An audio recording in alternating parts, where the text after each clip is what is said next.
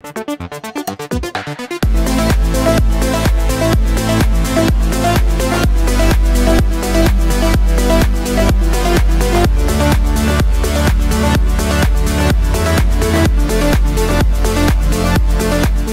à tous, c'est à Enghien que se disputera le quintet de ce jeudi, 20h15, l'heure de départ du prix Place d'Enfer Rochereau. Une épreuve réservée à des chevaudages, une épreuve européenne, ça a son importance. On aperçoit le tableau avec Kayser Desgranges, le numéro 1. C'était pas terrible dernièrement, mais il avait visiblement des problèmes respiratoires. Il a besoin de rassurer. Kraken Castellet, le numéro 2, n'a pas démérité dernièrement. Confié à Eric Raffin, c'est une chance pour les places. Kiwi de Trémont, le numéro 3, fait partie des plus rapides sur le parcours. Il y a un an, il était troisième d'Edgar Sabat et Kataki Douali sur ce parcours, mais il n'a pas vraiment confirmé depuis. Donc, je demande à voir. Kiraldo, le numéro 4, attention, il a 2 courses dans les jambes après un break. Il est en forme. Là aussi, on le garde pour les places. Kiss Me Simon, le numéro 5, s'est retrouvé un peu loin lors de ses dernières tentatives. J'ai croisé Franck Ouvry ce mardi matin à Grosbois. Il m'a dit qu'il allait prendre un peu plus de risques pour essayer de patienter un peu moins loin. C'est une des nombreuses possibilités pour les places. Kayser, le numéro 6, on va en reparler un petit peu plus tard, tout comme Kung Fu Quick, le numéro 7. Quesito d'Urville, le numéro 8, a du mal à retrouver la bonne carburation. Dernièrement, c'était un peu mieux sur l'herbe, mais il a connu des problèmes de pied, visiblement, il se montre assez hésitant. Corona de la Doue, le numéro 9, vient de gagner sur les 2100. C'était un loup que de femelle. Cette fois-ci, il y a les mâles sur plus long. Il faudra que ça se passe bien pour qu'elle accroche encore une place. Capucha Mip, le numéro 10, s'est montré fautif dernièrement dans une épreuve similaire alors qu'elle effectuait une rentrée. Elle avait fait la faute dans les tournants, peut-être un petit peu fatiguée.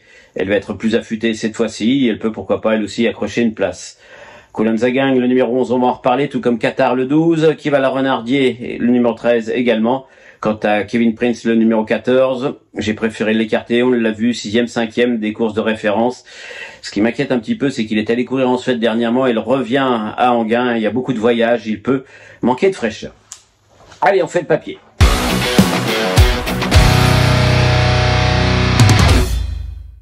J'ai retenu fort logiquement en tête Cool and the Gang, le numéro 11. Quand je dis fort logiquement, c'est parce que regardez, on retrouve l'épreuve de référence, c'était le 19 juillet. Et ce jour-là, il avait pris la tête à mi-parcours et vous allez voir qu'il a contrôlé la course à sa guise et qu'il est reparti très facilement, très sûrement, sous l'attaque de Qatar. Il regarde son adversaire et Gaby Gelormini avance gentiment les mains. Et finalement, il s'impose, je me répète, très facilement. Il retrouve des conditions semblables dans la foulée. Son entraîneur dit qu'il est resté en pleine forme, qu'il progresse gentiment. Donc, il n'y a pas de raison qu'il ne confirme pas. En toute logique, je lui oppose Qatar, le numéro 12. Je fais donc confiance à cette course de référence. Qatar, lui, on le retrouve, c'était il y a un an quasiment, en mois de juillet 2024. Et si je vous montre cette course de référence, c'est parce que ce jour-là, il trottait une 13 piles sur le parcours qui nous intéresse, ce qui en fait le plus rapide sur le parcours. Il avait pris rapidement la tête avant d'être relayé par Keaton Nevis. Et il avait facilement fait la différence dans la ligne droite. Qatar a désormais plusieurs courses dans les jambes. Dernièrement, c'était la 3e. Il était 2e de Cool and the Gang, donc il est désormais fin prêt.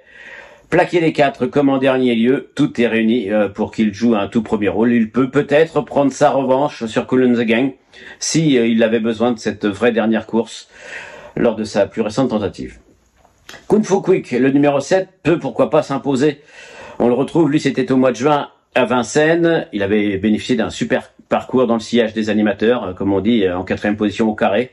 Et lorsque son pilote lui avait mis le bout de nez à la fenêtre à l'entrée ligne droite, il avait bondi pour s'imposer facilement. Il a décompressé après cette tentative. Théo Duval-Dessin m'a quelque peu refroidi, mais c'est un peu de famille, hein. Ils ne sont jamais très optimistes, en me disant qu'il n'était pas affûté, qu'il avait vraiment décompressé après cette course de Vincennes. Mais comme il n'y avait pas beaucoup de partants, il s'était laissé tenter par cette course. Il n'était qu'à 80%. Je pense que ça peut suffire, et même s'il venait à gagner, ça ne serait pas une surprise. Toujours est-il que c'est une priorité.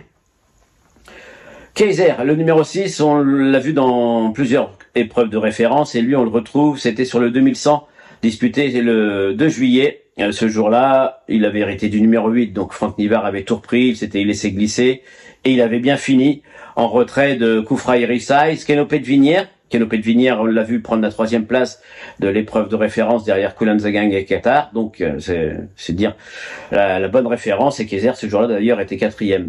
Kayser, donc je le disais, a recouru depuis en étant ferré. Là, il est déferré des postérieurs. Attention à lui, il peut se rapprocher. Toujours est-il qu'il a sa place dans les 5 premiers. C'est je serais tenté de dire une base de jeu, mais peut-être plus pour les places. Et je terminerai ses choix prioritaires avec Kivala Renardier, le numéro 13. Elle a réalisé un très bel hiver. Elle avait gagné à Vincennes, gagné à Laval en tout début d'année.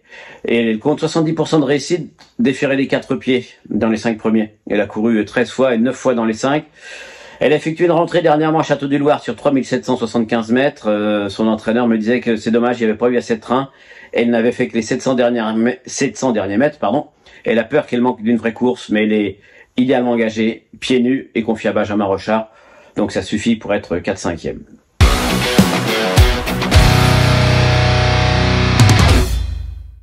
Donc le 11, le 12, le 7, le 6 et le 13. À cela, on rajoute le numéro 2, Kraken Castellet, le 4, Keraldo, et le numéro 13, Kivala Renardier, que j'ai déjà mis, pardon.